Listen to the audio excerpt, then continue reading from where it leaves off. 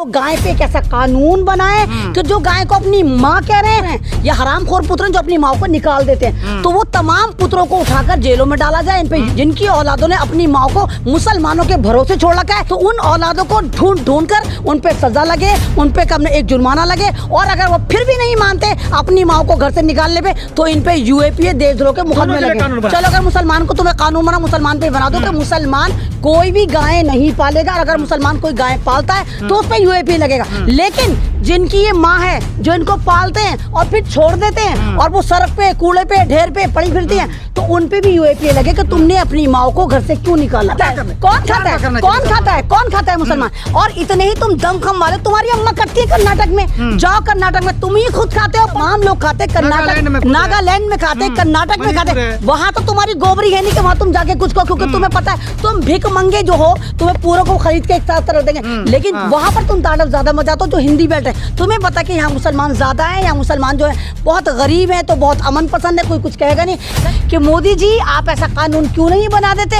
कि जो भी अपनी माँ को कूड़े के ढेर पर छोड़ेगा, जो भी अपनी माँ को घर से निकालेगा, जो अपनी माँ कर रहे हैं, तो आप उन पर यूएपीए लगाइए और इन पे कानूनी कार्रवाई किए और उन माओ को आइडेंटिफाई करिए जो कूड़े पे पड़ी हुई है। तो आप ये देखिए, इधर पड़ी हुई है, उधर पड़ी हुई है, अनाथ मिस्कीन पे रही है। अभी देखा भिवानी में 2 मुसलमानों को जिंदा जला दिया गया एक गाय के नाम पर।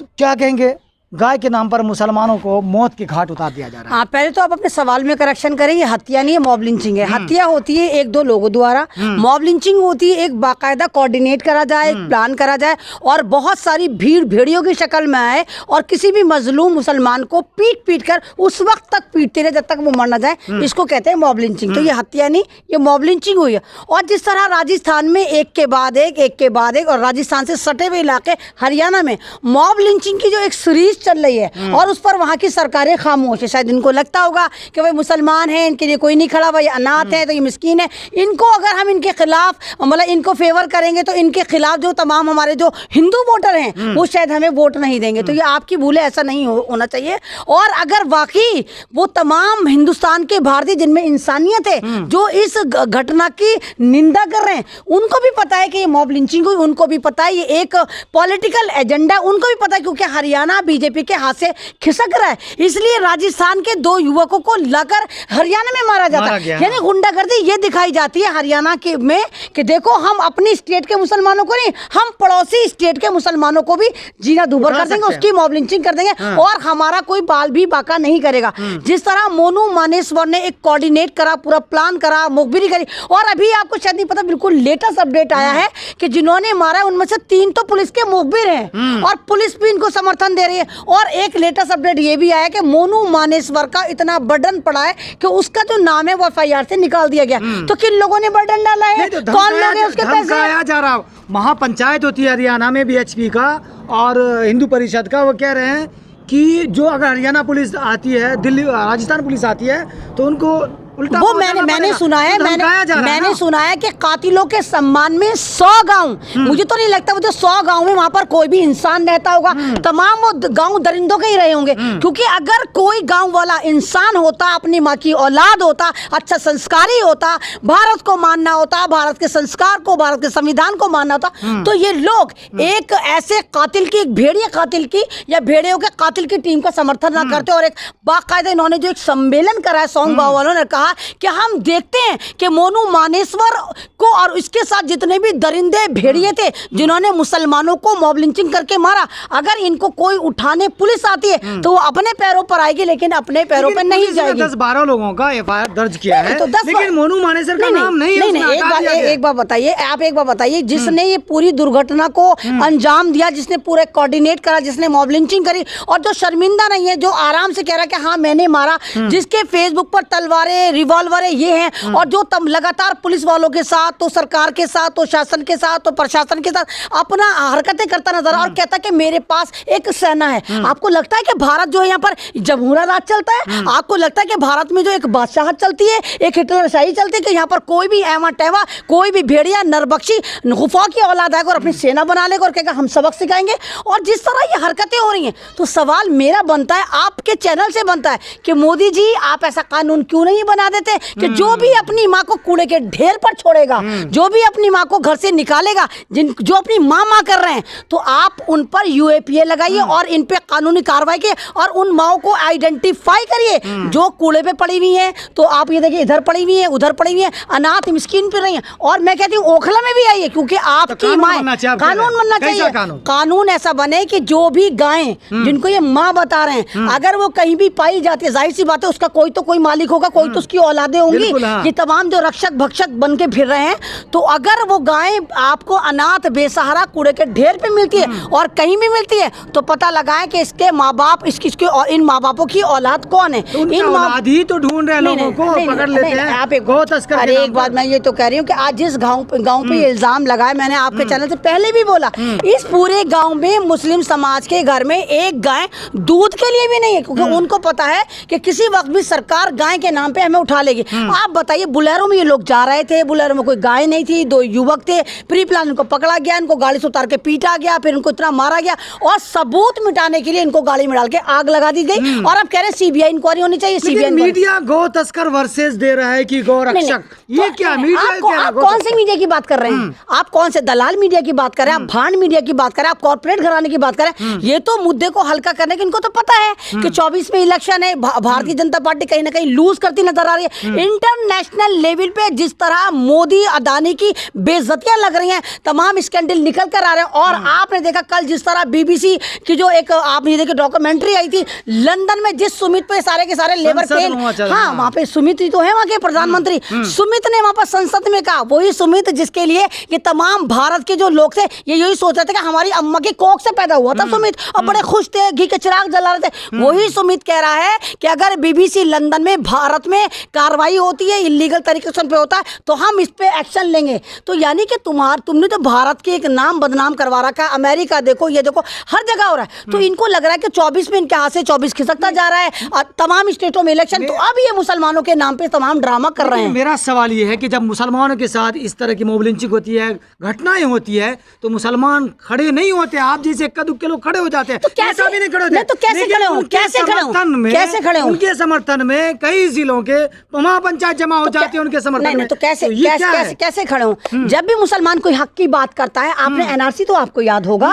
एनआरसी में आप देखिए कितने हजारों की तादाद में आज भी मुसलमान युवक और युवतियां जेलों में हैं। आपको याद होगा उत्तर प्रदेश, आपको याद होगा, आपको कर्नाटक याद होगा, जहां हिजाब के प्रोटेस्ट में हजारों मुसलमान आज भी जेल में। आपको याद होगा नुपुर शर्मा के मामले में, जब नुपुर शर्मा ने तौहीन रसालत करी थी और मुसलमानों ने कहा था कि ऐसा नहीं होना चाहिए, हम रसूल की शान में गुस्ताखी बर्दाश्त नहीं करेंगे, उसमें जो आज भी हजारों मुसलमान आज भी जेल में, जिन पर यूएपीए लगा हुआ है, देशद्रोह के मुकदमे लगे, और बाबा का तो मामा का तो चाचा का तो आतंकवादी बुलडोजर उनके घरों को ध्वस्त करे जा रहा है। तो आपको लगता है कि जिस मुल्क में मुसलमानों को इतना डराया जा रहा हो कि अगर वो वीडियो लाइक करते हैं, अगर वो कोई फोटो फेसबुक पे जाकर अपलोड करते हैं, तो उनको पुलिस उठाकर ले जाती है, उनके मकान तोड़ देती है। आप ये देखिए, तो वहां आपको लगता है कि मुस्लिम समाज आगे आएगा? लेकिन अभी आपने कहा कि मुसलमानों को उठाया जाता है, उनको डराया जाता है, लेकिन एक नेहा सिंह राठौर है, सिंगर है, उन्होंने यूपी में काबा 2nd सीजन लेके आई थी।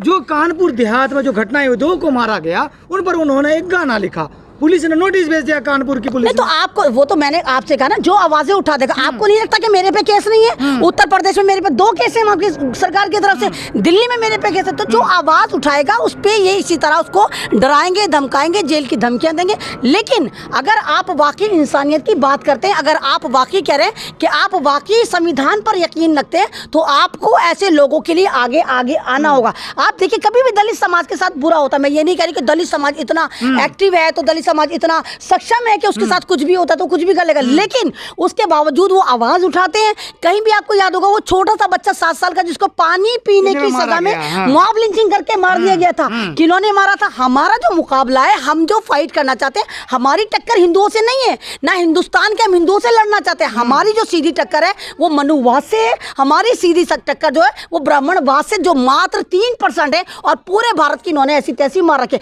आज इस सिस्टम से पंडित भी परेशान है, आज इस सिस्टम से जवान तो किसान तो पत्रकार तो महिला तो बच्चे तमाम लोग परेशान हैं, इवन सिंगर भी परेशान है, एक्टिविस्ट परेशान है। तो इस सिस्टम को उखाड़ने के लिए आप तमाम लोगों को एक प्लेटफॉर्म पर आना पड़ेगा और मनुवाद से लड़ना होगा हमें। आपने कहा कि सवाल से, जब सवाल कोई करती है सरकार की, लेकिन सवाल तो बहुत सारे लोग कर रहे हैं।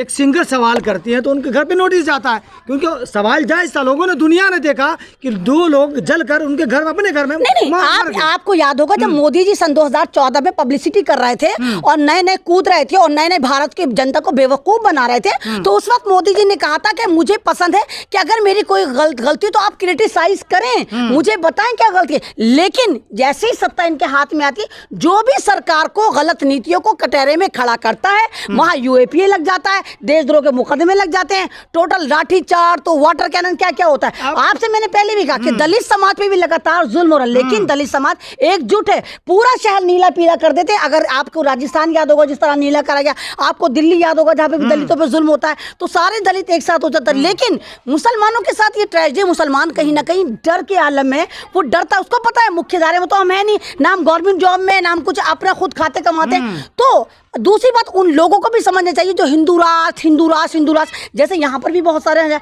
तो आपको, मैं आपके चैनल से नहीं, मैं तो लगातार 4 साल से कह रही हूँ कि आप इनसे पूछिए कि वो कौन सा हिंदू राष्ट्र बनाना चाहते हैं, और इनका हिंदू राष्ट्र हमें मंजूर है, आपको मंजूर है, भारत की जनता को मंजूर है, क्योंकि हमें पता है जिस मुल्क का प्रधानमंत्री भी हिंदू, यहाँ के गृह मंत्री हिंदू, फौज में 98% हिंदू, पुलिस में 98% हिंदू, तमाम सेना के प्रमुख हिंदू, तमाम गवर्नर हिंदू, हर जगह हिंदू, तमाम जॉब्स में हिंदू, तो वहां पर आप कौन सा हिंदू राष्ट्र बनाना चाहते हैं, उस हिंदू राष्ट्र की डेफिनेशन लीजिए और बताइए। आपने प्रधानमंत्री का जिक्र किया, प्रधानमंत्री ने कहा था कि कुछ लोग हैं जो गौरक्षक का चोला पहन के गलत काम करते हैं, दिन में गौरक्षक का चोला पहनते हैं, रात में कुछ और करते हैं। तो प्रधानमंत्री की बात तो आप ये तो देखिए ना, ये Bajrang Dal, Bajrang, I support Bajrang Dal, I love Bajrang Dal, तो आप ये कहीं ना कि आतंकवादी बजरंग दल, ये तमाम की तमाम आरएसएस के साथ, मैंने पहले भी बताया, आरएसएस के साथ नियर अबाउट 75,000 एनजीओ काम करती हैं, जो रात दिन यही काम करती हैं कि भारत में किस तरह कम्युनिटी को टारगेट करा जाए, कभी मुसलमान को टारगेट, तो कभी दलितों को टारगेट, तो कभी किसानों को टारगेट, तो कभी मस्जिदों को टारगेट, कभी ईसाइयों को टारगेट। आपने देखा किस तरह, मैं आपसे यही तो कह रही हूँ कि इस वक्त जो है ना, ये 2 मुसलमानों की मॉब लिंचिंग नहीं हुई, ये संविधान की मॉब लिंचिंग है, ये इंसानियत की मॉब लिंचिंग है, ये भारत की मॉब लिंचिंग है, भारत की एकता अखंडता की मॉब लिंचिंग है, क्योंकि आप एक ऐसा नैरेटिव दे रहे हैं। सुबह शाम आपका मीडिया हिंदू मुसलमान करता रहता है, सुबह शाम ये जितने भेड़िए हैं जो भगवा का सहारा लेते हैं और आते कभी जंतर मंतर पे, कभी अधर्मी संसद सजाते हैं और कहते क्या, मुल्लों को काटो, मुल्लों को काटो, मुल्लों को काटो। तो ये नैरेटिव सेट करा जा रहा है। सवाल मेरा है कि मुसलमान को गलती नहीं ठहराएंगे उस मुसलमान को जो गाय खाते हैं या ले जाते हैं, पालना छोड़ दे। कौन खाता है, कौन खाता है मुसलमान? और इतने ही तुम दमखम वाले, तुम्हारी अम्मा करती है कर्नाटक में, जाओ कर्नाटक में, तुम ही खुद खाते हो, पंडित खाते हैं, ब्राह्मण खाते हैं, भाजपा वाले खुद कह रहे हैं कि हम अपनी माँ, मतलब जिनको तुम माँ कहते हो वो अपनी माँ को कह रहे हैं हाँ हम खाते हैं। तो तमाम लोग खाते हैं, कर्नाटक, नागालैंड में खाते हैं, कर्नाटक में खाते हैं, वहां तो तुम्हारी गोबरी है नहीं कि वहां तुम जाके कुछ कहो, क्योंकि तुम्हें पता है तुम भिख मंगे जो हो, तुम्हें पूरों को खरीद के एक साथ रख देंगे। लेकिन जहां तुम्हें पता है कि पश्चिमी उत्तर प्रदेश में या पश्चिमी जो पूरा हिंदुस्तान है, वहां पर तुम ताड़व ज्यादा मचाते हो, जो हिंदी बेल्ट है, तुम्हें पता कि यहाँ मुसलमान ज्यादा है, यहाँ मुसलमान जो है बहुत गरीब है, तो बहुत अमन पसंद है, कोई कुछ कहेगा नहीं। कभी तुम मौलाना कलीम सिद्दीकी साहब जैसे स्कॉलर को उठा लेते हो, कभी सफूरा दरगाह को उठा लेते हो, कभी मीरान हैदर को उठा लेते हो, तो तुम हमेशा मुसलमानों को ही क्यों टारगेट करते हो? मुसलमान को क्या करना चाहिए गाय के मसले को लेकर खासकर, या और भी अदर मसले को लेकर मुसलमानों को क्या करना चाहिए, कैसे रोकेगा? मैंने कहा ना कि मुसलमानों को अब एक तरह से एकजुट हो जाना चाहिए और सरकार से विनती करनी चाहिए कि आप जो हैं वो गाय पे एक ऐसा कानून बनाएं कि जो गाय को अपनी माँ कह रहे हैं और जो गाय को पाल रहे हैं, इनके जो ये हरामखोर पुत्र हैं, ये हरामखोर पुत्र हैं जो अपनी माँ को निकाल देते हैं, तो वो तमाम पुत्रों को उठाकर जेलों में डाला जाए, इन पे यूएपीए लगाया जाए। और ओखला में भी आओ, 1000 गाय यहाँ भी हैं जिनकी औलादों ने अपनी माँ को मुसलमानों के भरोसे छोड़ रखा है, जिनका खान पान मुसलमान करते हैं, तो उन औलादों को ढूंढ कर उन पे सजा लगे, उन पे कम एक जुर्माना लगे, और अगर वो फिर भी नहीं मानते अपनी माँ को घर से निकालने पे, तो इन पे यूएपीए देशद्रोह के मुकदमे लगे। कानून बनना चाहिए, इनके लिए कानून बनना चाहिए। मुसलमान तो गाय खाता ही नहीं है। हाँ। चलो अगर मुसलमान को तुम्हें कानून बना, मुसलमान पे बना दो कि मुसलमान कोई भी गाय नहीं पालेगा, और अगर मुसलमान कोई गाय पालता है तो उस पर यूएपीए लगेगा। लेकिन जिनकी ये माँ है जो इनको पालते हैं और फिर छोड़ देते हैं और वो सड़क पे, कूड़े पे, ढेर पे पड़ी फिरती हैं, तो उन पे भी यूएपीए लगे कि तुमने अपनी माँ को घर से क्यों निकाला।